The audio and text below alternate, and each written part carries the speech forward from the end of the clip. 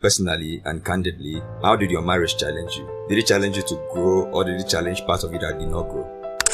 If your marriage has not changed you, there's every tendency that marriage is not working.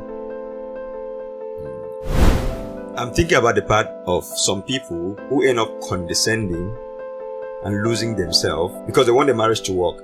But the change they are experiencing is not like growth. It's actually a change. It's an unhealthy compromise. They end up losing themselves to keep it. I must be frank with you that average African man is in marriage that you see their ego. It doesn't matter how they behave during courtship. We grew up in an environment where the place of a man is so elevated, and it's like the woman is just given to you like dash. Handbag. Not like an handbag. It's like... Why does it appear that in marriage, many people experience heartbreak more in marriage than outside of marriage? The kind of heartbreak that happens in marriage, what I feel like it is that it's just like an imprisonment. You are in prison, tortured, you can't go anywhere because you've been locked here. And that's why some people feel like marriage is a trap. A lot of people are not mentally matured for marriage. Hey. Godly conversations. You are in the right place at the right time for the right conversation. This is season 2 of Godly Conversations podcast. Hello everyone, welcome to Godly Conversations podcast. This is the season 2 of Godly Conversations, and I am here again with my beloved pastor, Pastor Dele. I know you've met him before, but if you did not watch the episodes we did in the first season, this is your time to go check it out. But meet my amazing pastor. And today, you're not just going to meet him as a pastor, but you're going to meet him as a man, as a human, which we're going to talk about. This conversation is going to be a blessing. And welcome to the Godly Conversations once again, Pastor Dele. Thank you. Thank you for having me. I am so excited. I'm happy to be here too. Yeah, I'm actually the most excited person to have you, because sometimes it takes a lot to pull you out of your busy schedules to actually bring you here. I know this was the conversation we would have had last year, but then time didn't permit for us to sit and have it. That's true. So I'm grateful to God that you're actually here. Thank you. In the course of time, how have you been? I've been fine. I've been fine, and may I say Happy New Year again. Yeah, Happy New Year. Happy New Year to everyone too. Today we're talking about the surprises of marriage. And being a married man, I believe this is going to be your 16th year of marriage, if I'm not wrong. Yes. But the mommy is here. The mommy can correct us if you're wrong. It should be 17. 17. Okay. Yes, in this current year. Okay. I think by April. Okay. It should be 17. So being married for 17 years, that's actually a long time. And I believe you've gathered experiences that can help me. First of all, let's focus on me, because I'm not married. I'm still hoping to get it right and then get married to my beautiful spouse. But before then, I want to learn from your experience and also from your perception over time as a married man, not as a pastor at this point, okay, but as a married man. What were your expectations before marriage? All right. Thank you. I know that coming into marriage, actually, so many expectations. Expectation like having a beautiful home with a beautiful woman, having beautiful children, raising them in the ways of the Lord, seeing them grow and becoming useful both to God and then making impact in the society. And it's like hoping that you are going to give birth to yourself and things like that, and then expectation of a home that is peaceful. You want to go to work, come back in the night, meet a lovely family, pray together, do things together, and then So those are really the expectation. A spouse that will support your vision, that can equally drive you to achieve more. And then a woman too, you can support, help to attain, the best she wants in life and all of that. So those are the kind of expectation I had when I was going into marriage. High expectation. Those were high and actually wholesome too, because I don't just want to talk about the fact that they're high expectations. I feel like it's an expectation that many people can actually relate to, because they are wholesome, especially to the Christian brethren. It's a wholesome expectation to, the peaceful home, your children and all of that. But now, walking into marriage from the year you started, how was it? Did you kind of experience all of it? To a large extent, frankly speaking, to a large extent, I married a godly wife. And in fact, one of the things that attracted me to her, I just had a feeling that getting married to this woman, I'll be able to raise godly children. Why? Because I saw her. I looked at the siblings. I discovered that they seems to be godly. And with that, I just, had a feeling in my heart that, it won't be a mistake if my expectation is to raise godly children. So far so good. I've seen that coming to reality. I've seen that coming to reality, and I bless God. I bless God for that. Even though there are times that we are humans. There could be mistakes, there could be errors, and all of that. But these are not something too big that can actually, rock the boat, of the marriage and all of that.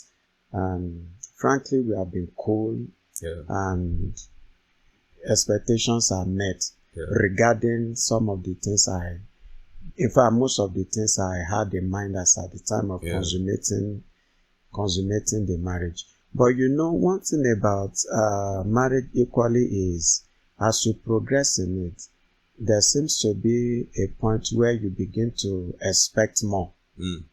So I was talking to a group of people today, and I said something about progressive elaboration.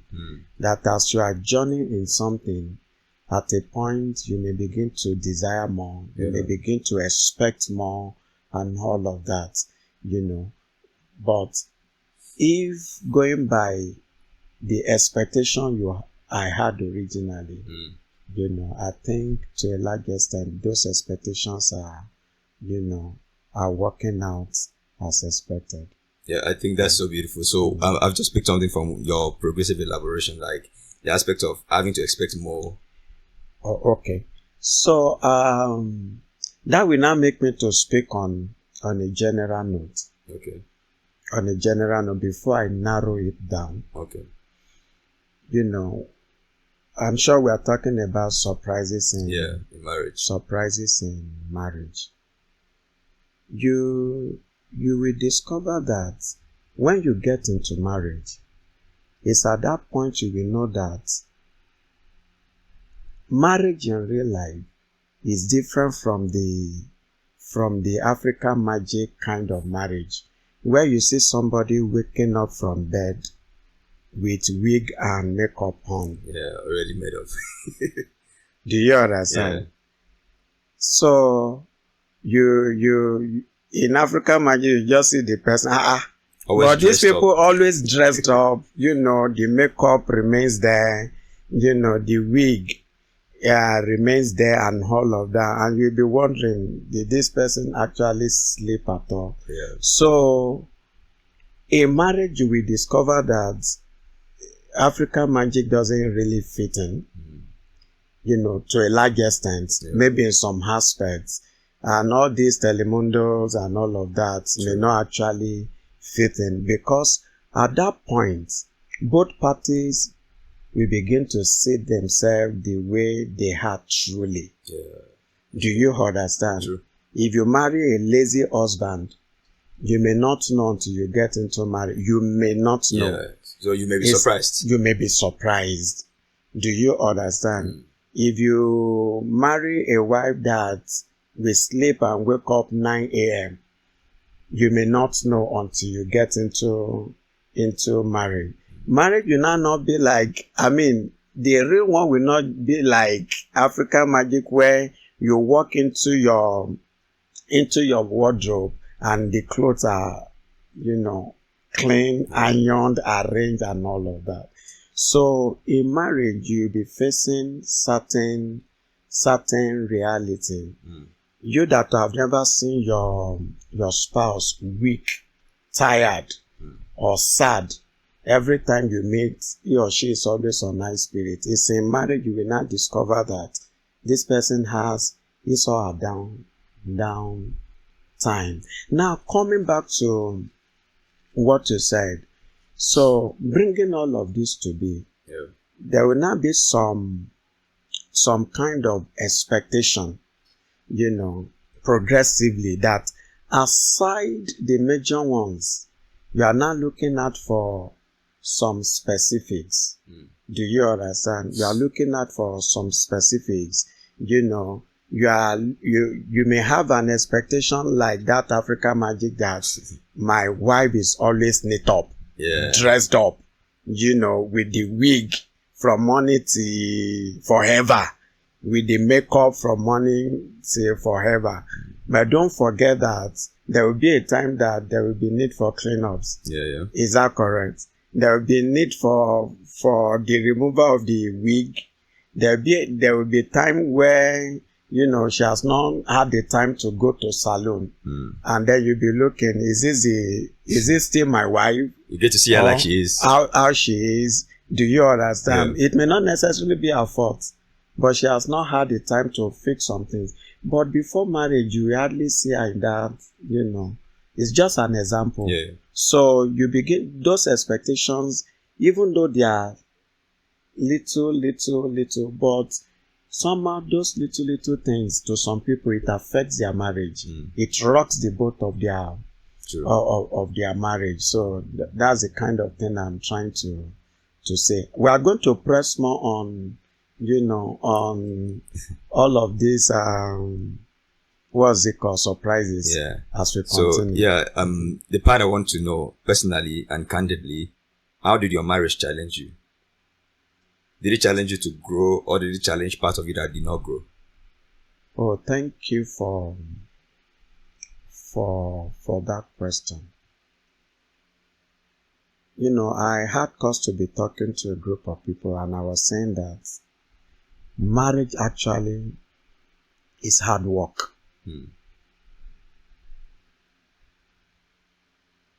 If your marriage has not changed you, there's every tendency that marriage is not working. I think you have to say that again. If your marriage has not changed you, there's every possibility that marriage is not working. Okay, can you explain for someone? Okay, so this is it. Maybe this will flow into the surprises that we are talking about today. You will discover that, I think I've said it to people before, that when you meet someone,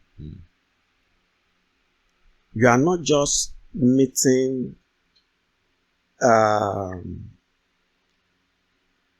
just the shape, the body, and all of that. You are meeting an embodiment of culture. You are meeting an embodiment of a kind of background. That's true. You are meeting an embodiment of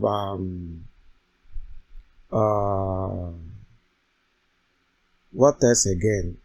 Someone coming from a culture, from a family background, educational background, and all of that. Different philosophy about life. Philosophy and all of that. So when you meet an individual, And then when two people come into marriage, they equally come with all of this. Yeah. Do you understand? True. They will come with their family virtues, or they will come with their family background. Yeah. They will come with the family culture or the culture obtainable at their hand. That's true. The challenge will be that if all she's coming in with is different from what you are coming in with, Yeah. at a point there's going to be friction. And if that friction is not properly handled, it's one of the reasons that some marriages don't last, months. Some don't last years. So what that means is, if you are coming into a marriage and you have determined in your heart that this marriage must work, what will happen? There will be places you need to bend. Okay. And there will be places the other party will need to bend. There will be compromises that two of you will need to make. Okay. Do you understand? At the end of the day, you discover that a level of change will happen in you. And then a level of change will happen in the other person. If that marriage must work. Otherwise, there will be friction. And if that friction is not properly handled, some marriages may not survive it.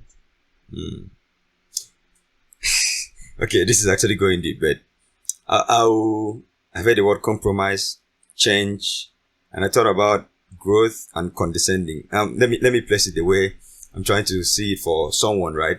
You said if your marriage is not changing you, that marriage may likely not be working, which is a really powerful statement and a very strong one at that. So now I'm thinking about the part of some people who end up condescending and losing themselves because they want the marriage to work, but the change they are experiencing is not like growth. It's actually a change, but it's an unhealthy compromise, which is, it happens, they end up losing themselves to keep it. Then the other part, because I want you to like dissect it both so that this different perspective, someone might not think that when you talk about this person bending or compromising, it's not an unhealthy compromise. It's actually on the part of healthy compromise. So this person is like, I've come into this marriage. There's friction. The question I might ask, so that you just lead into it and, clarify for us, is what does someone do at the sight of friction in a marriage? What is the first response someone should give when you experience friction? Yes, I'm so glad that you asked this question. And then especially from what you said that led to this question. So when we talk about certain compromise or compromises, change, and things that you need to do. Let's assume you are the type that extrovert in quotes. You are outgoing. Yep. And then you marry someone that is not. Do you understand? True. Each time you want to go out and this person is. And at the end of the day, you discover that it's not just working. Yeah. One person must have a compromise to make. Okay. It's either the person that is an introvert, that is indoor-like, to now say, okay, don't worry. Because this is what you want, are we? To make you happy. At least. Okay. We are not talking of compromises that belittles the other party. That's a part of it. We are talking of, compromises that bring peace and harmony. That enhances intimacy. That foster unity within the marriage. Do you understand?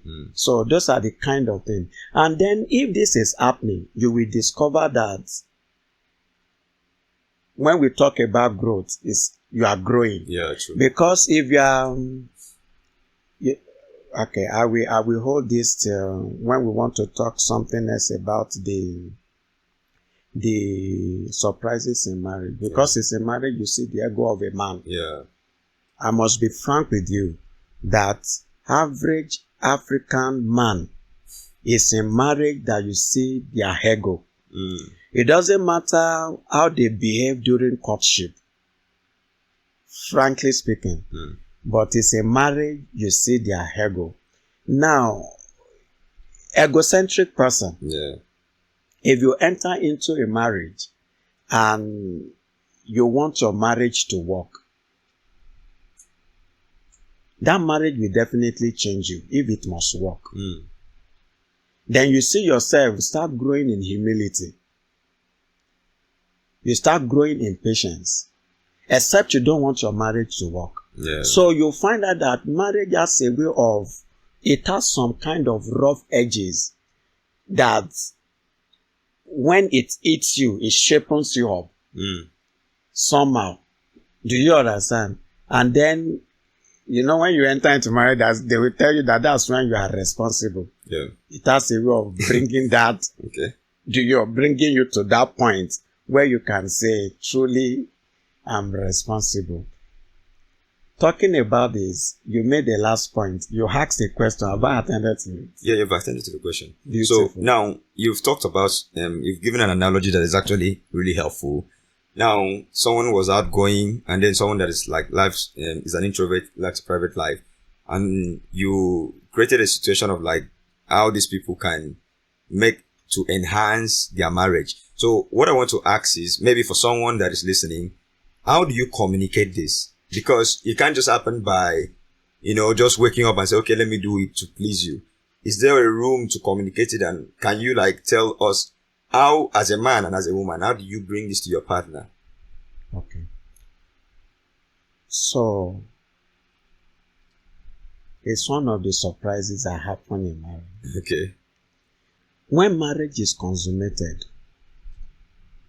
we come into marriage with the mindset that we truly know our spouse. Do you understand? True. I don't know where the feeling comes from, but we feel that to a large extent, we know that You person. know a lot about the person. You just feel there's something in you that makes you to feel that you know the person. Do you understand? But then in actual sense, I doubt if, as at the time marriage is consummated, if you know 80% of that person. That is why you will discover that when people have spent almost 50, 60 years in marriage, they are still getting to understand and know themselves. Yeah. Do you understand? Now, how do we get to communicate this? This is where understanding in marriage comes in. Yeah. You've looked at your spouse. This is what this person wants. This is who this person is. This is who that person is. And you've made moves 1 or 2 times. You see the reaction. Yeah. You see the excuses. You see this, you see that. And you feel, okay, if this is who this person is, I think I can cope with it. Okay. So, in marriage, we bring a lot of understanding into it. Not that at the end of the day, we jettison who we are. Yeah. To become who somebody is. Do you understand? Yeah, get you. But areas where we know we can work with, we begin to fit in, sort of.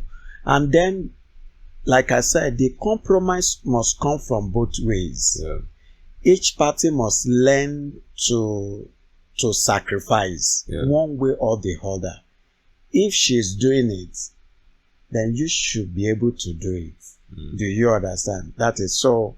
In answering the question, understanding. Okay. The place of understanding in the home is very, very critical. And then that understanding too can be verbalized. Yeah. Oh, this is this, this is this, this is this. And then you find yourself that you can actually encourage one another or each other, and then fashion things that work for your own marriage. You fashion it out and you live by it. Yeah, I think that's beautiful. So this thing came to mind because I listened to something and then they said that as sunshine is to flower, so is communication to a relationship, whether that's marriage or any relationship at all, which means the absence of a conversation or a communication can actually blur the line, and then you may not really know what is going on. Because if there is no way to really communicate, okay, let me just join you and go out, that person may just be, are you just doing this to please me, or are we doing this to build intimacy? So I feel like you mentioned, understanding is needed for the communication to happen. So, but I will still push the question again further. In practical, if your wife was to tell you she likes going out, you probably are someone that is an introvert, you like being at home, or maybe you're always busy, and she's like, I want to go out. She's been talking about it. How do you communicate to her what is in your mind? Or maybe if you want to make a compromise, do you just wake up and move out with her? Or do you have to communicate it in verbally communicating? Because I feel like a place of verbal communication actually speaks to the nervous system. Yes. So that the person can understand, this is why I'm doing this. And it's like you mentioned about fostering the intimacy and the connection. So like, how can you communicate to your wife, okay, this is why I'm going to do this, or why I want to do this? Yes. It's better you verbalize it. I love it when you said that you don't just wake up, your spouse will not just wake up and understanding. Yeah. And know that this is what you want. So for me, it's for me to verbalize it. And then I will give an instance. Yeah. Because this particular one we are talking about, I think it has to do with me. Because to a large extent, I can be inside the house for except something really will take me out. Yeah. But my wife, she's more outgoing. Yeah. She's more outgoing, she likes, to go out, especially when she's free. Yeah. She wants to. But for me, I love indoor, And then she has pulled and pulled, along that line. But then, where the place of understanding comes in is the fact that she knows my work schedule. She understands with, my tight schedule. And then I can easily tell her. I call her princess. Even though you are going to so place, I have this. I have that. When time permits, we will go. I will go with you. Yeah. I remember yesterday, she had cause to go out. And then I didn't follow. Why? Because of lineup of. When they were going, I asked them, why didn't you call me? You didn't even bother. Yeah. Said, we know you will not go. Why? Because you have certain thing. It was that yesterday I was promising them that, okay, when next we are going, we will go. Yeah. I even challenged my daughter, you didn't even call daddy to come along and things like that. So, but then it's good to communicate that.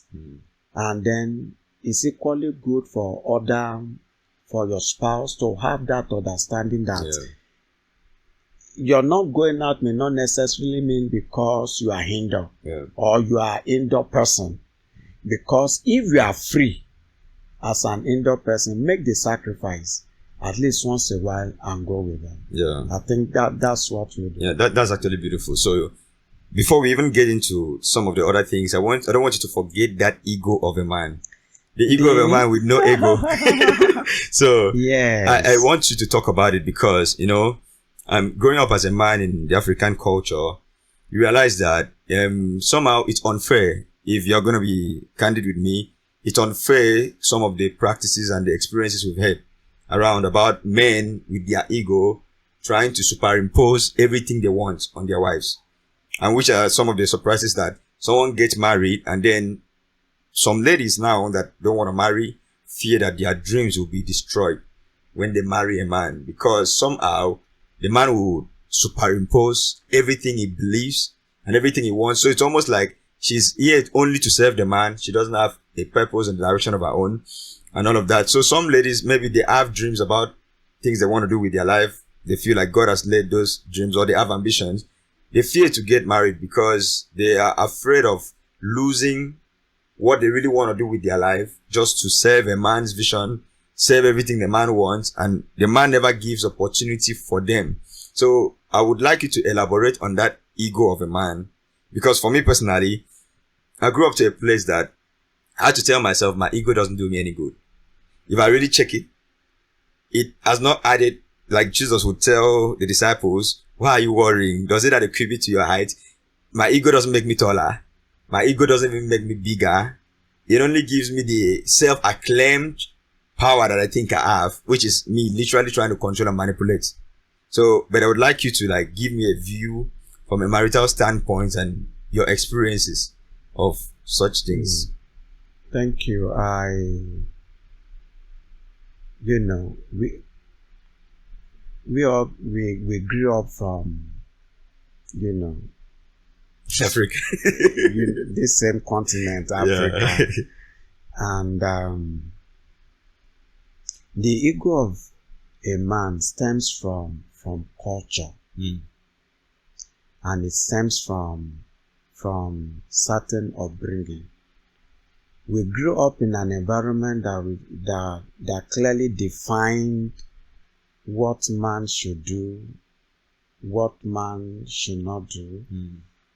We grew up in an environment where the place of a man is so elevated, and it's like the woman is just given to you like dash. Handbag. like an handbag. It's like, do with her Anything you like. anyhow you like. And then the ego of a man, apart from culture, can equally come from fear. Fear of, we have men that once they notice that their spouse is doing better, becoming better than them, there's this kind of fear that she want to take over my role.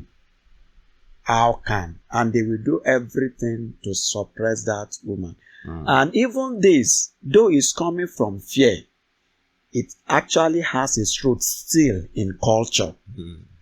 That you are the head of the family. Your wife is not permitted to take your place. And this and this and this. So it stems from culture.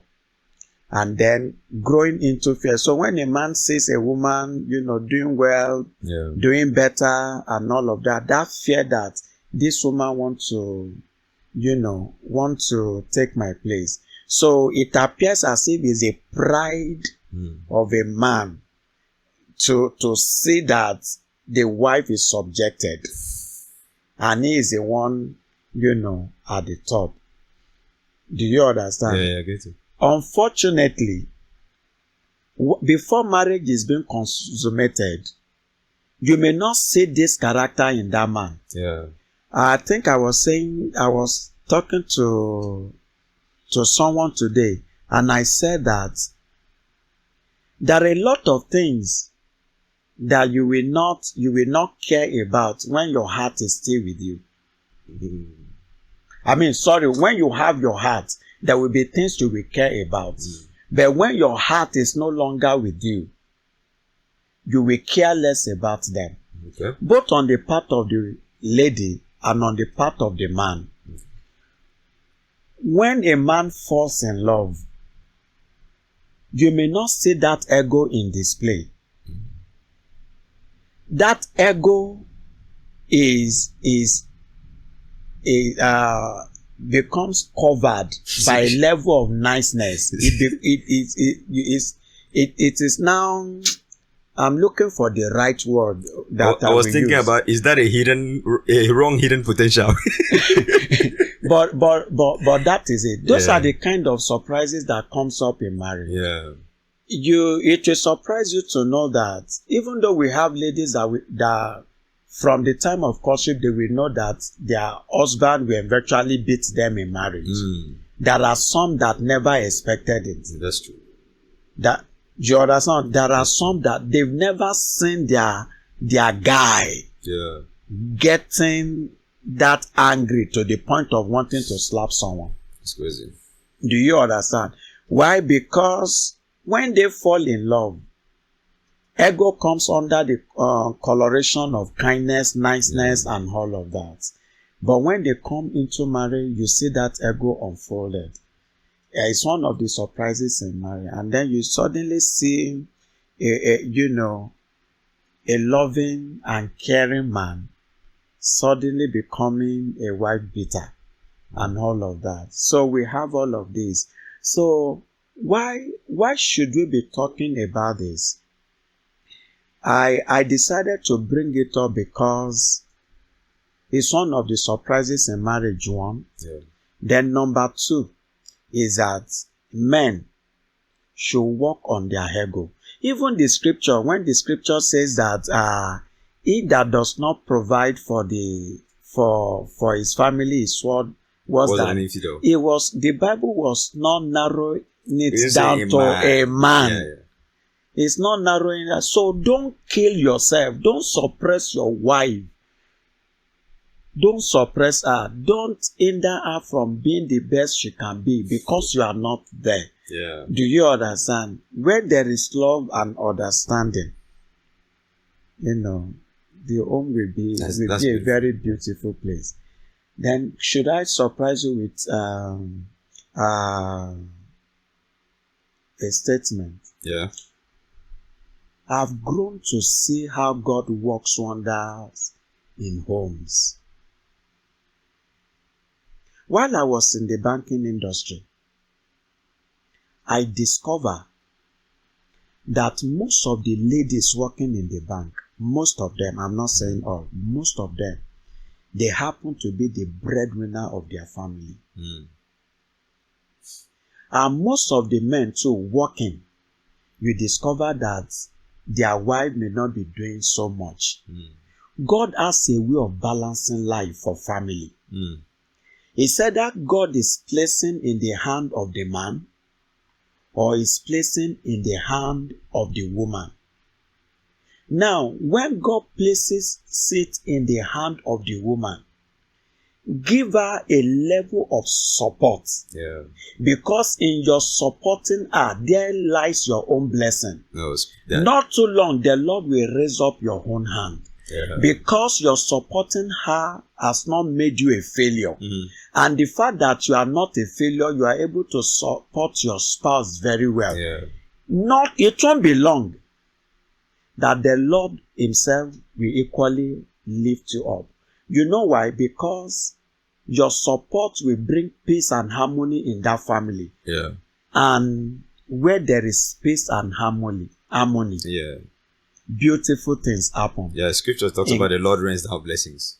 Beautiful things happen, including lifting for that man. Yeah. But if you fight her, if you bring her down, you are actually suppressing yourself and you are working against your own blessing. Yeah, that's so beautiful. And there are three scripture actually came to mind. The first one, when you talk about this, is the man, the husband of the Proverbs 31 woman. And I told one of my friends when we recorded an episode in the first season that scripture was written to men, not to women. Why I said that is because the starting of Proverbs 31 verse 10 says, who can find a virtuous woman? If it asks who can find a virtuous woman, it's not asking a woman. It's asking, who is this man that can find a virtuous woman? And then when it started, it says the heart of her husband is safe in her. And then it shows how much the husband could support her to push her to become all of that. Like, she was a merchandise, an entrepreneur, she was everything. And then the man pressed her, pushed her, like we all read the scripture, but the point I wanted to make there is that scripture was saying to men to assess, are you even that man that is not insecure, that can handle this kind of woman? Then the second scripture, like from what you said, is Ephesians, that Paul said that a man that does not love his wife does not love himself. So which means it comes to the aspect of a man knowing that if I don't love this woman that I'm married to, that is my wife, then it means I have a problem with loving me. It's not a problem of loving her. It's your insecurities, your dysfunction. You don't know how to love you. Maybe you were not loved, or maybe you were just broken. Then the third scripture is actually Genesis, because from all the points you've made, these are just a scripture that popped in my brain about God saying, and they both shall become one flesh. And like the first scripture is like, and a man shall leave his father and mother and cleave. So now that leave and cleave are always like two terms that get stuck in my head, because even in Mark 10, Jesus talked about leave, cleave, which means you're not just leaving the physical aspect, the psychology, the philosophy of life in your family. You are cleaving because you mentioned that you are someone that you're marrying someone, a culture, a perception, a mindset, a philosophy. So if I'm leaving, it means I'm not bringing everything that I used to know to superimpose on this. I am leaving whatever thing I was taught. Of course, that has made me who I am, but I am not allowing that to be a thing that I superimpose here. I'm allowing this friction, because it's going to bring a friction to bring a change, like we've talked about. I've left, I am cleaving. The process of cleaving is joining something like a glue, a super glue. You like any level of a super glue will tell you clean the surface. Then you apply it on one surface and then you stick the material together. So it means I am cleaving with someone. There's a level of sanctification. There's a level of cleansing. I am leaving to cleave, which means any man that is not leaving his ego behind, like you've rightly said, will not be able to leave whatever thing he knew, because he feels he knows all the world. He knows everything.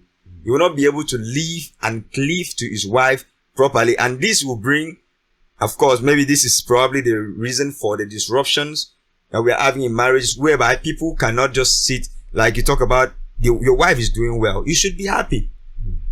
She's the one providing. Who are you allowing to push your buttons to feel like you're not a real man for your wife to be doing all of this? Anyways, I really love all the submission you've made. And I know you want to ask something. Yes, I want to create a balance. Yeah. And in creating balance, we'll begin to look at the ego of a woman. Because women, get right. they have their ego. Yeah. And what we'll be talking around that will be that if God places it in your hand, just know that it's not for you, it's for your home. It's for your family. Yeah, that's good. God did not place it in your hands to make you the head of the family. I think you need to say that again. God has not placed it in your hand for you to now begin to climb on your husband and rule over him as if he's nobody. Yeah. So when God blesses you and it's in your hand at that moment, still play your role as a woman. Yeah. To support your husband. Because the truth is that most women don't know how to handle riches if it's just in their hands. They use it as instrument. I don't know, maybe they now use it as retaliation, or I don't know. I don't know how that man has been treating them, and they just feel that now that it's my turn. it's in my hand. Do you understand? Yeah. But then you should know that if you want the support of your husband, the support of your spouse, irrespective of the height you are operating from, in the office or anywhere, when you get to your home, say that you are blessed because of him and because of your family. Learn to still respect your husband. That's true. Don't climb on him and say you don't have now. Why? Because God is a lifter of men. Yeah. The man that slept as a slave yesterday can wake up as a prime minister the next day. True, that's Joseph. And then if that happens, how do you want that man to treat you afterwards? Yeah. Think about it. No, that's a beautiful way to actually put that, because sometimes people see this as a gender war, almost like male against female and female against male. And I actually saw a scripture. I'm going to read this one before we even continue, before I ask you the question that came to me. I saw the scripture and then I just realized that I think this is where we all mess this thing up. When Adam fell and then God actually went to him, and in the curse that was given to the woman, God said something that was so clear and glaringly true. That's Genesis 3 verse 16. Then he said to the woman, I will sharpen the pain of your pregnancy, and in pain you will give birth. But this is the point I'm going to. And you will desire to control your husband, but he will rule over you. That was a curse. Now, why I'm bringing that up is because people bring this gender war and forget that some things that we do and try to normalize is a curse. Which means, like you talk about the ego of a woman, it's given as a curse because of the fall. You desire to control your husband. You desire to hate him, to be more than him, to have more than him. And which is why we see the gender war of the female trying to say we are supposed to be the man, and men trying to say, I have to rule over you. I have to rule over you. I'm still the head. I'm the head of this house, or whichever place. I have to rule over you. So if we don't bring that to a place of submission to God, to redeem it, to redeem us from the curse, we will still think this is normal. We don't know that this is actually a cause that we are operating in culturally. Because some people don't really know. The woman desiring to control the husband might feel like a normal thing. You know, you've made it now, like you just said, without the balance of like, okay, I know that God has blessed me with the right perspective. This is for my family. This is not just for me. It can help her redeem that aspect, that mentality of thinking, now let me show this man Pepe. Or let me show him that me too, I get powers, I will do things. So, and the man also, it's my turn. Because, and the beautiful part of this is that because it's a curse, by the time you're trying to control him, the scripture also told you that he will rule over you. He will not allow you. And then the clash will happen. It will bring any kind of thing that it will bring in a marriage or in any relationship. So this is actually beautiful. So thank you for bringing the balance. I actually wanted to quote that to bring them to actually solidify what you said about the balance, which is very proper, that any married couple, if you're married, just know that you should not operate under a curse. Because by the time you still have that ego in you, it means something is wrong inside. It's not about your partner and however they are. Yes, everybody have their dysfunction and everything, and we all have to heal. But on the aspect of you as a person, when you check yourself, you realize that, why am I even doing this kind of thing? So in the other surprise that I thought about, this was actually my thought. Like, why does it appear that in marriage, many people experience heartbreak more in marriage than outside of marriage? Now let me define, because some people may not know there's a difference between heartbreak and breakup. And the kind of heartbreak that happens in marriage, what I feel like it is that it's just like an imprisonment. You are in prison, tortured, you can't go anywhere because you've been locked here. And that's why some people feel like marriage is a trap. And with this, before you answer, you said something actually today. And you were saying that this is an institution that you go to and they give you certificate first because they don't want you to run. Why? Because if they tell you this is what you're going to experience, these are the surprises that are awaiting you, you might actually run and not want to do this. So now they present you with a certificate, first class certificate, and say, go work this out. And just to add another point I heard from one of the person I follow, Pastor Tim Ross, he said that you say I do to the things you don't even know. When you say I do, you're saying I do to things you don't know. Because some of the things you know, like you said, you don't really know your partner, are very few.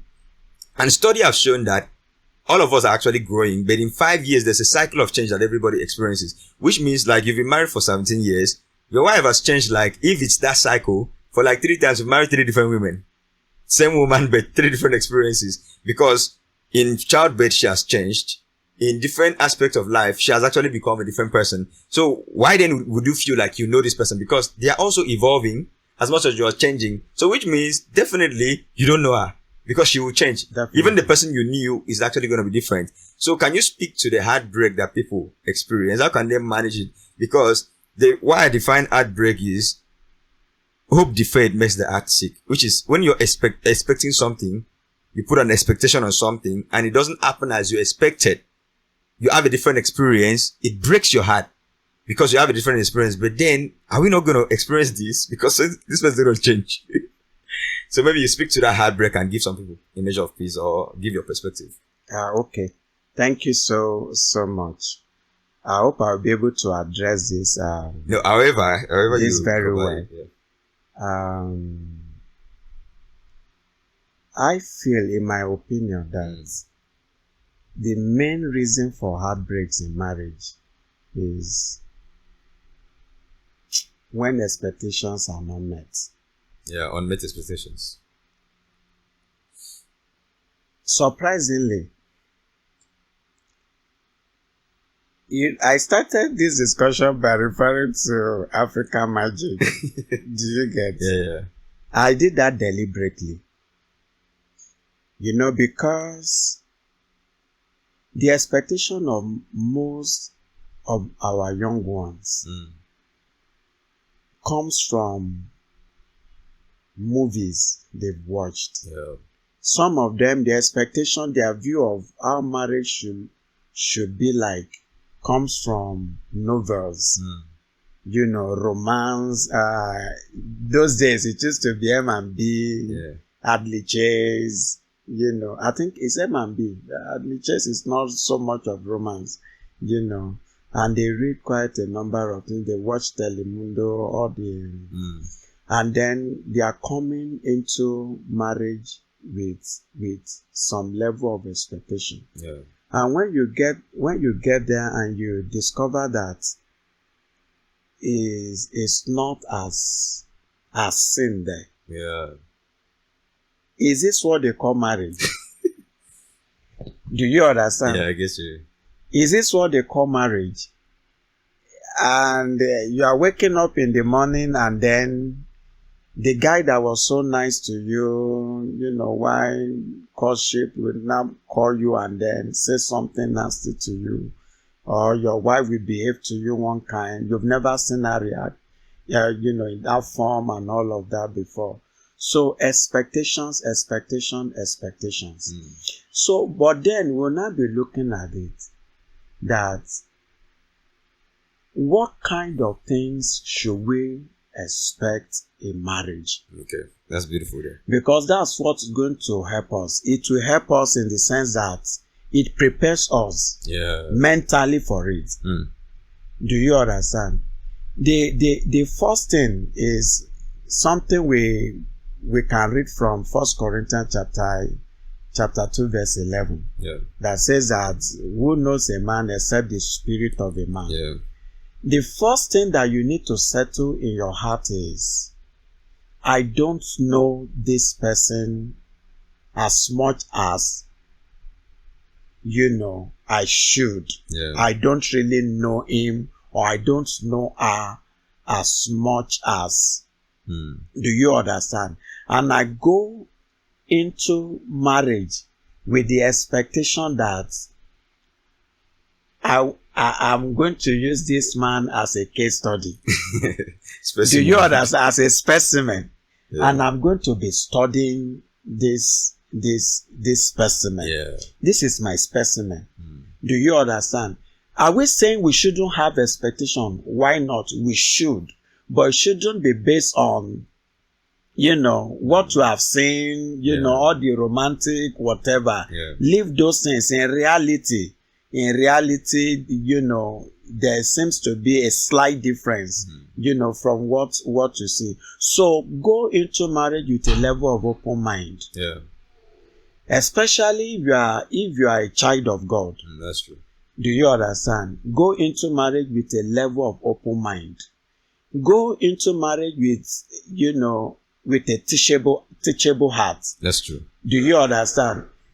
go into marriage and have a level of flexibility, not rigidity. It must be like this. If it's not like this, do you understand? Yeah, that's it. The reason why people break is because they are rigid. If you are flexible, you can bend and adjust. Yeah, that's beautiful.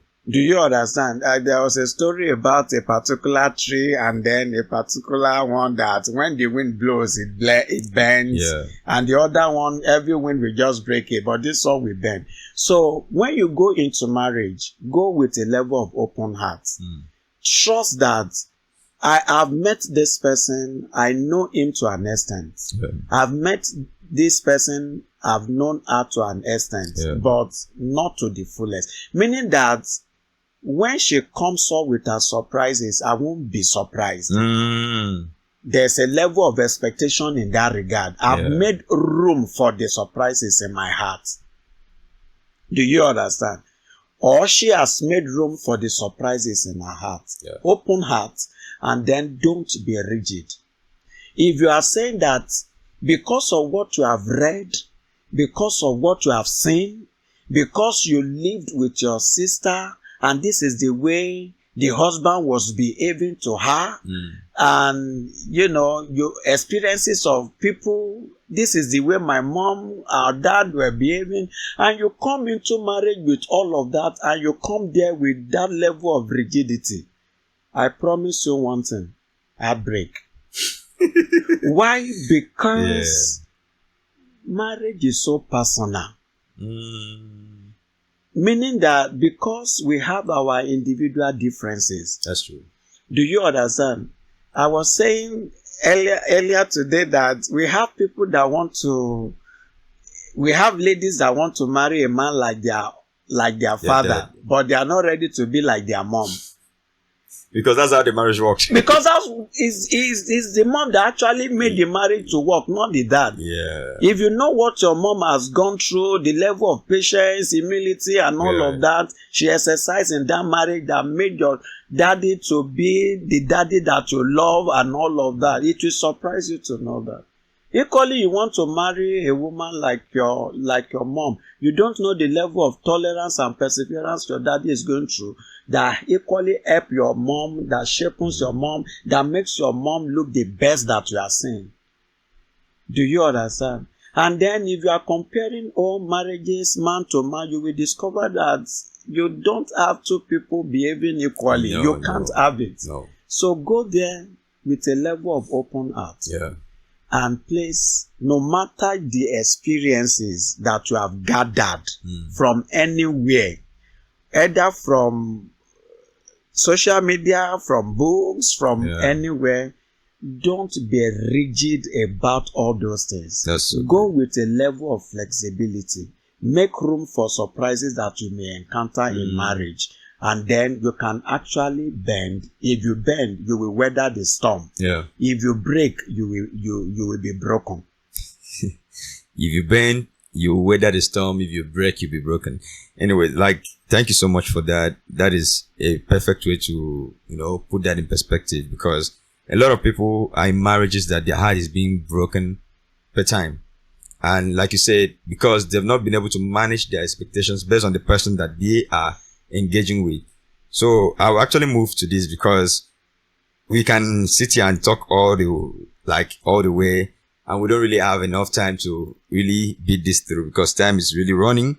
But I would like to just a few more questions that I want to throw your way. The rate of divorce right now in our culture is really on the high, and there's a problem definitely, because if it's happening, then it must be that there's a problem happening in homes.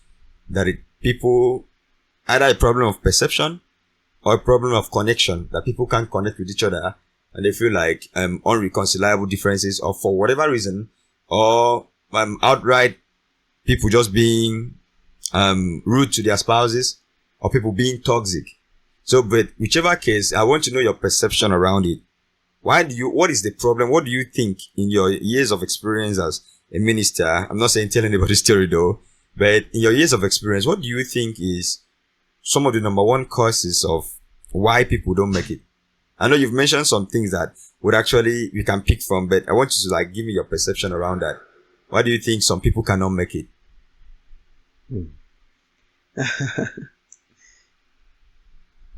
Anybody can succeed in marriage. Amen. Anybody can succeed in marriage. But one of the reasons I feel, in my opinion, Yeah. is that a lot of people are not mentally matured for marriage. Hey. In my opinion, Yeah, but They can can- you elaborate on that? they can be financially ready. Mm. Age may be on their side. Mm. That is, by virtue of age, They are of age. societal expectation, they are of age, Yeah. they seems to be ready. And, resources wise, Yeah. but having all of this cannot be said to be sufficient for people to go into marriage. A lot of people, both men and women, they are not mentally ready for marriage. Marriage comes with a lot of hard work Yeah. that a lot of people are not prepared for. Yeah. And it takes a level of mental readiness to actually be able to succeed in marriage. That's so true. Do you understand? Yeah. And then, because of societal expectation, go to school, once you graduate, your friends are already getting married. What are you waiting for? At least now you are working. Yeah. You're already making money. See Bimbo, she already has 4 kids. Yeah. What are you doing? And all of that. And people come under that level of pressure. Mm. Somebody that's already traumatized from the family by reason of age, she has not been healed of, Yeah. of that. She's entering into marriage. A man that, that grew up from a family where the father beats the mom, because he has attained certain age. He has not been healed of that trauma. He's entering into marriage because he has money in his pocket. You see that a lot of times people are not mentally ready for marriage. That's so good. That mental maturity is not there. Let's leave every other thing. Yeah. Do you understand? On both, both ends, sides, yeah. both the lady and then the man. In those days, our parents, they had family and all of that. I think from tender age, they even prepared them for marriage. Yeah. They prepared them for it. Because they talk about it a lot. They talk about it. They prepared them for it. But now, I'm just ready, I've grown and all of that. And you see a lot of people jumping in and jumping out. Mm. So, may I be able to submit that if you are going through trauma, get healed before venturing into marriage. Amen. Because it will affect that home. Many times we bring spirituality into it. Marriage is spiritual, no doubt about it. But that level of spirituality is a mortal man that will drive it. Yeah. Do you understand? So, apart from trauma, other things, look at your behavior. You as a person, Can you live with you? If your sister want to get married to a man like you, will you allow her? Yeah. Franklin, in all sincerity, do you understand? Can we ask ourselves that question? Yeah, genuinely. That will help you to know if you are ready. So that's I think it's a major point. I don't want to belabor this, but it's a major thing. It is. Now, because when people enter into marriage and they are not mentally ready, they can't cope. Yeah. There will be friction. Do you know that even if you have so much high expectation and you are mentally ready, you are at a good state of mental health, you can cope, you can handle stuff. Yeah. How can you say you are mentally alright and you are beating your wife? You can say that. Do you understand? Yeah, that person you are is not well. matured enough. Yeah. So, and then if I will be talking to Christians, because this is one thing we'll be discussing maybe in coming week, Yeah. is that your wife is your first disciple, one disciple, As a man. and as a man, and that your husband is your one disciple. If God is not giving you any other disciple, He's giving you one, that one that is dwelling in your bosom, just like the disciples of Jesus said that they may be with Him. God gave you one disciple. Yeah. If you cannot handle that one disciple, there is a problem. There is. So, let's look at this mental maturity. And if people can get it right around this, it would have saved a lot of, if not 80% of the problem we are having in homes. That's so good. You know, like, I really like hearing that from you being a pastor, right? Because there are a lot of people who like pushing the idea of marriage to people who are not even ready for marriage. Because what they point out as readiness is what you just talked about. My pocket is okay. I'm at that age. And they feel like I am ready to take this. And when they get there, the surprises that they see makes them realize that they were not actually ready. Because Paul was saying a child, a son, as much as is still an infant, cannot be given the inheritance of a father. So which means if the child does not grow to become a son, until they are full-grown son, they cannot get the inheritance of the father. Though he was talking about it in another perception, but it's the same thing that as a man or woman, you're not mentally ready, you are traumatized. And one thing I told my friend is that when it comes to the idea of trauma, when you don't heal that trauma, your picker is actually influenced by that trauma.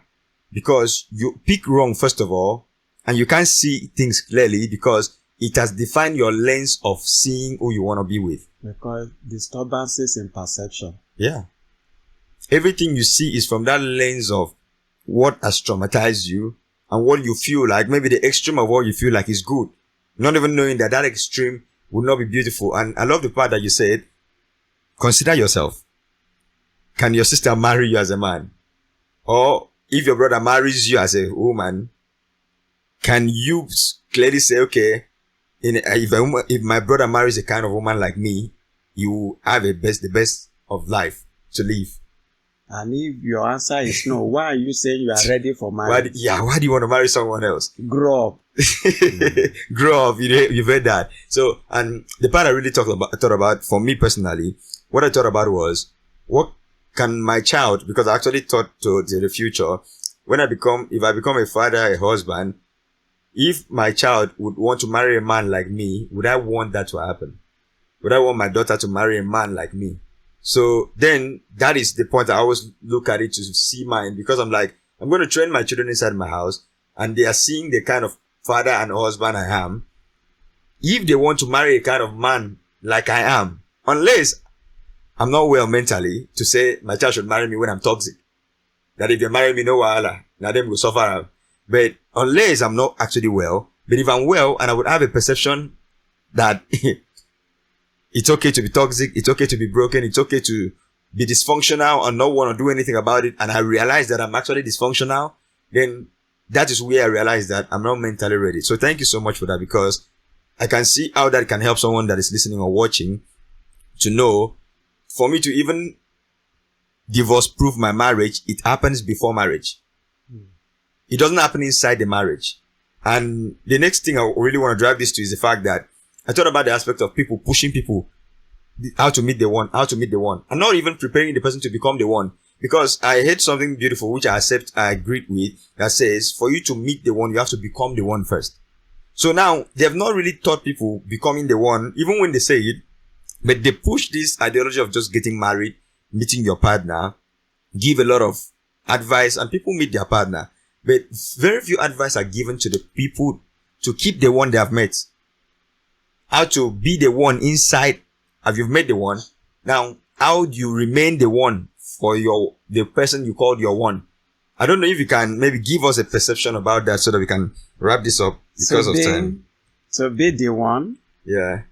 If you are looking for the one. You found the one now. You found the one. You are inside with the one you found. Inside with the and one. now you feel like this is not the one again. So how can you remain the one for the one you found? Okay, beautiful.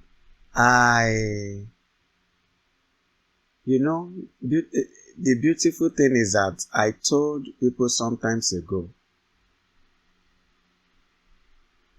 that you will always meet somebody that is better than your husband. Okay. You don't have to agree with me. Yeah. And you will equally always, at one time or the other, let me not use the word better, that you feel is better than. Yeah, it's a feeling. It's a feeling. And then you will equally meet somebody that you feel is better than your wife. Mm. Do you understand? So when you are already in marriage with someone, and you start feeling that you are with the wrong person, it means that you, one way or the other, maybe you have met somebody that you feel this should have been the one. Mm. Do you understand? But you know that the grass always look green on the other side. Mm-hmm. But could be that somebody on that other side is watching it. Yeah. Do you understand? But take it from me. Take it from me. If you don't know how to water this garden, if they give you that other one, yeah, it is soon turn to what? Yellowish. Yeah, yellow. Yeah. The chlorophyll will be gone. Yeah. Do you understand? So the next thing is, okay, I will give another illustration. That I was saying that if you have iPhone 16, by the time you use the iPhone 16 for 2, 3, 4 months, you will not be as careful as the first 1 week or 2 weeks that you got that phone. Yeah. You've gotten used to it. So also in marriage, when you get married to your spouse, after a while, because of the intimacy and all of that, it appears as if he has lost his value or she has lost his value. The value is still intact. iPhone 16 is still iPhone 16, irrespective of the way you treat it. Yeah, that's good. Do you understand? So when you now have the feeling that that person is not in, you need to sit back. Do you understand? Yeah. It's a feeling. It's a feeling. It's a feeling. And take it from me. The other person that you feel possibly would have been it, take it from me. You will soon discover that your wife is better. Yeah. Because there will be weaknesses you have identified in your wife. And you've seen that is the strength of that one. Yeah. And it will surprise you to know that the strength of your wife may be the weakness of that person. Yeah. So be calm. What your marriage needs at that particular time is a form of retreat. Mm-hmm. Do you understand? Yeah. It's a form of retreat. You need a fresh honeymoon. You need fresh wine. Do you understand? Yeah. It means that that marriage is losing steam. Yeah. And you need to fire it up again. Do you understand? You can go for marriage retreats. You can go for meet a counselor. You can talk over. You can pray together. Yeah. And then the general notion is that a family that prays together stays together. And we always say that marriage is like a triangle. Yeah. The husband there, the wife here, and Christ at the top. Yeah. And as you move closer to him individually, you become closer You become to closer to yourself. each other. So these are the kind of thing that you may actually need. Yeah. Take it from me, that your first decision to marry her, I want to believe that is a very beautiful decision. Stay with that and make something beautiful out of your home and marriage. This deserves a round of applause. Are you watching? You should be giving a round of applause right now. So thank you so much for that. So the last thing I would actually like to talk about, because I told you I won't miss this one, is that see finish thing. Wow. So, now, a lot of people, when it comes to see finish, that it always has a negative connotation. And for me, I've always tried to look at it from another perception of like, how can this be redeemed from the mindset that people see it to be? Because see finish is kind of like a pidgin way of saying intimacy. Into me see. So you've seen everything about me. Now, I was talking with a friend and I told him that problem I've seen is that see finish is not the problem. Disrespect is the problem. Because somehow you respected this person because of the version of them you saw and knew. So now, when you got closer and get to see all that they are, which is the see finish we say, why did you lose respect for them? Because you've seen everything. It's actually a thing of disrespect from your end towards that person, because see finish is not supposed to make you belittle someone, but it should rather make you more intimate with the person. Like, that's actually my perception around this. Like, see finish is actually intimacy. So if I respect someone, I really want to get to know who they are totally, unless I have a perfectionist mindset of thinking that they are perfect. So which is my own bias, personality bias of thinking that this person is perfect because of the things I've known about them. Now I'm getting to see that they are not perfect and now would want to disrespect them. It means something is wrong with the way I perceive them. So if I perceive them right, I realize that this person is not perfect. I've already set the expectation that this person is not perfect. So if I get to see all they are, it makes me connect with the person better. It makes me respect them better, because those things I respected about them, I now applaud that this is a human. They must have worked to become that great for me to appreciate those things. So it doesn't mean that this their weakness is something I should depreciate by my words or the value, because this is just who they are. Of course, there's room for improvement, but it should help me connect, become more intimate, rather than allowing see finish to become a thing of like, oh, see finish was a problem. After I don't see finish, what is remaining to see? And the analogy I gave was, at some point growing up, I've seen my dad and my mom, like I've seen all that they are, and I still respect them. At the end of the day, they're not perfect. And I even appreciate it more because I can now relate with them better. And I now realize that my dad did the best he could with the available information he had. He wasn't a perfect husband.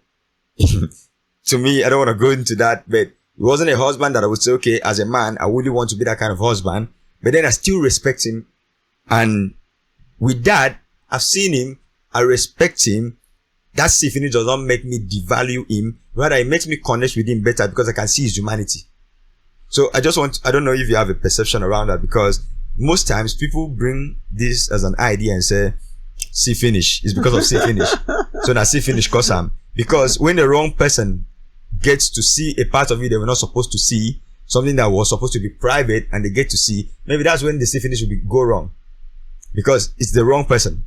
Not because of you being who you are or being real. Okay. Thank you, sir. Thank you for that question. I totally agree with you. Okay. Ordinarily, intimacy should drive unity. And then should be able to make two people to work together more. Yeah. But it appears like some people don't appreciate openness. That's deep though. And that is why some guys will keep secret all through their courtship period and all of that till they enter marriage. And some ladies too will keep secret. If I tell him this and this and all of that, they enter marriage. And the moment marriage is consummated and they did not talk about it, talking about it in marriage, they equally find it difficult. And the reason is because it's like, if this person, I don't know if it's this our client, that people always find it difficult to be open. Yeah. Because they believe that, or they've seen, generally, yes, once a guy sees the weakness and whatever and all of that, sees who you really are, and then they will break up with you. Do you understand? Yeah. Equally in marriage, you see that to a large extent, ladies will be careful and all of that. And then, because of mental maturity that I spoke about the other time, when you have seen, okay, you maybe because you have not slept on the same bed with your spouse until after marriage, and you now discover that he snores. They should communicate to even know some things and ask valid questions. Do you understand? Yeah. Your mental maturity should be able to interpret that weakness well. Yeah. Many times we don't interpret the weaknesses of our spouses well. Yeah, that's good. And it affects home. Affects the connection. And then it affects the connection instead of building it. Do you understand?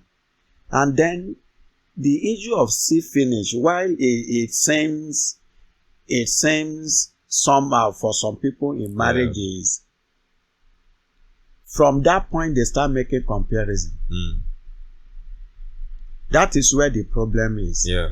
It's not the weakness of your spouse, it's your response to that weakness. That's good. So you see people begin to make comparison. And they begin to think of Ngozi that they have never been on the same bed with. I'm sure Ngozi doesn't snore. Who told you? Do you understand? Yeah, I guess so. So we begin to make comparison and all of that.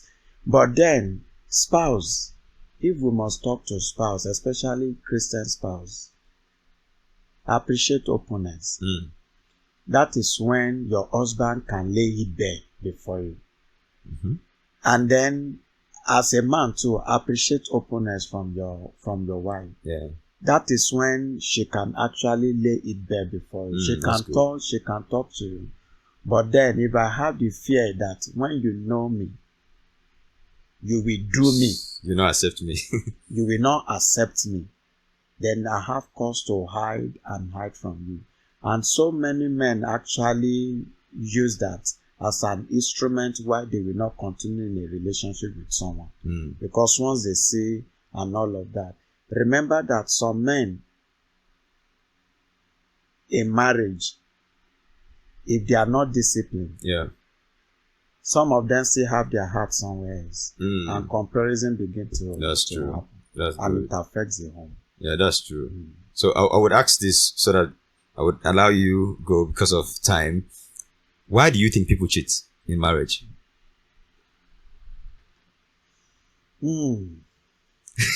That's a difficult one because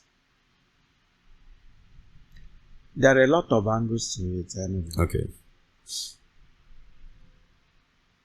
We begin to ask about the lifestyle of somebody before marriage.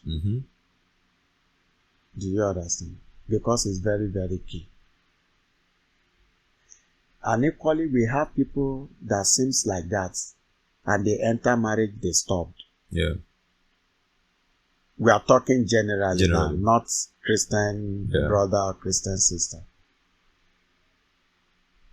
We have sometimes in marriage, because of friction and all of that, the wife starts denying the husband. Or the husband starts denying the wife.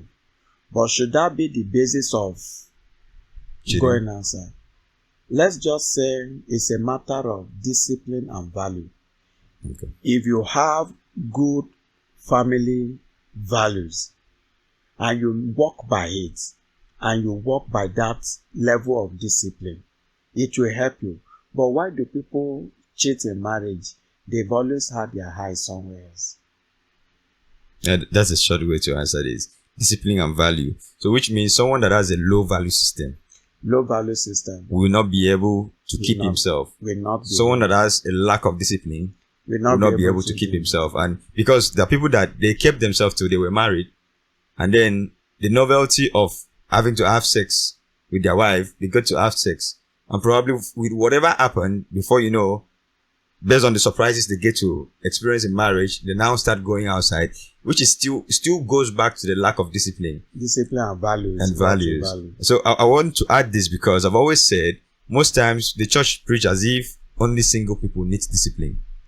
And I feel like I feel like married people need more discipline than single people. It's worse when you are married. Yeah, I feel like they need more discipline because the self-control that we talk about, Paul was actually saying in 1 Corinthians 7, for lack of self-control, not because you cannot have it.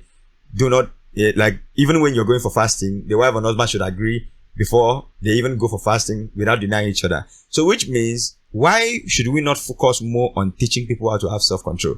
Because if you've already had sex, your body is open to it. Scientifically and biologically, there's a lot of things that can make you even fall for a temptation as a married person. So, which means to me, when we talk about the discipline and the value system, we now should incorporate the aspect of self-control to help the married person to know that self-control is very important. Because even in your exchange with your spouse, there are times that, which I've heard stories and read books, I've seen studies and stuff like that. There are times that you may want to have sex, you're horny, and your spouse is not.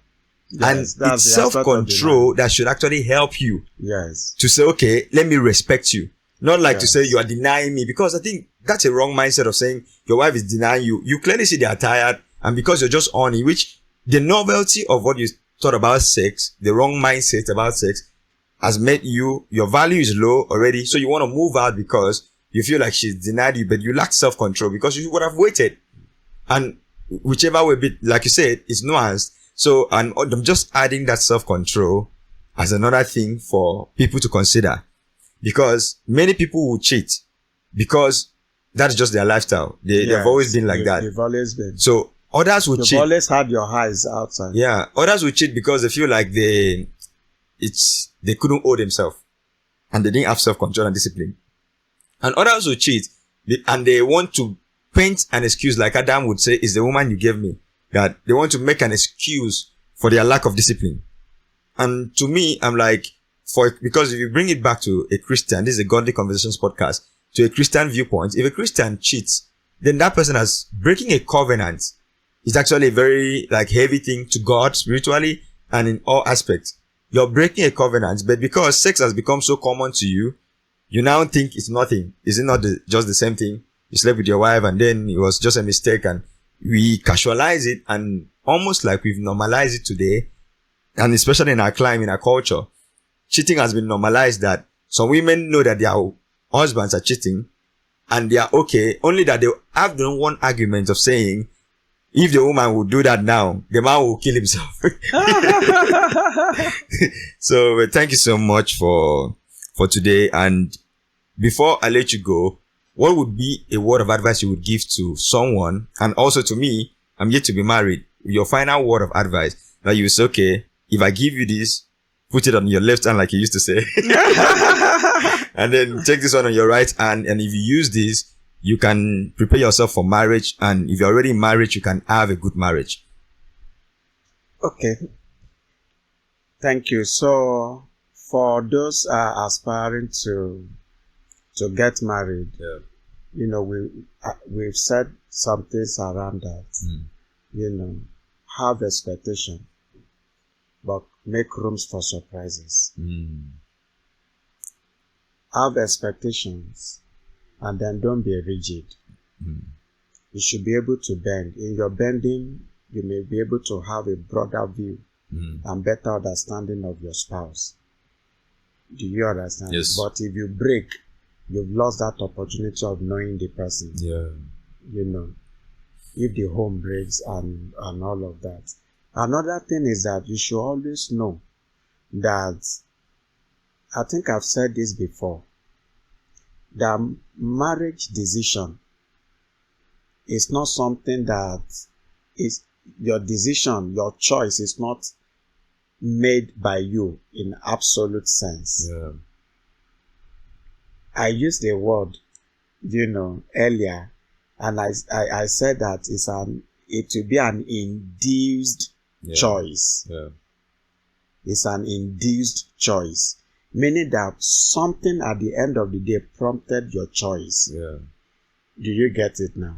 And then if you have made that choice prompted by some things, it could be the look, the height, the size, and all of that of the person. Yeah. And then you've made that choice.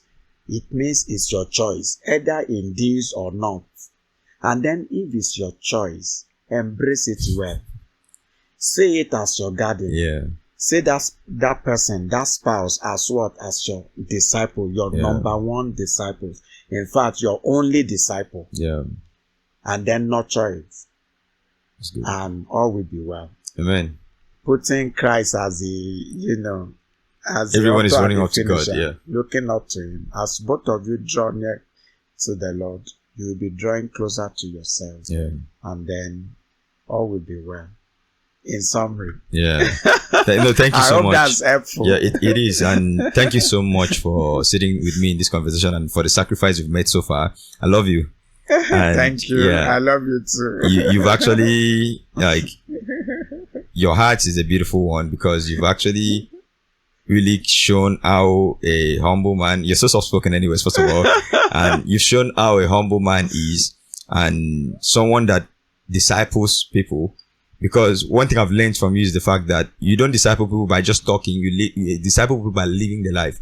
People are going to watch your life, and then, like you mentioned about couples, it's not about talking to your spouse, trying to push them around. It's about living the life. They're going to learn from you. And that is even the best form of discipleship of I'm walking as your example. Watch me do this. Watch me live the life. And then it helps. So thank you so much for all your sacrifices. Thank you for having me. And I really respect you. And Momsy, thank you. Thanks for coming. I really appreciate that. Esther, do you want to come and say hi to the people? Come on. Okay, watch the wires. Just come and say hi to people. So you see the sacrifice. Just come. See the sacrifice that Daddy made. He came with everybody to come and grace the godly conversations. You don't want to smile. Smile. You want to say hi? Okay, Say talk on the hello. mic. Say something on the mic. Hello. Hello.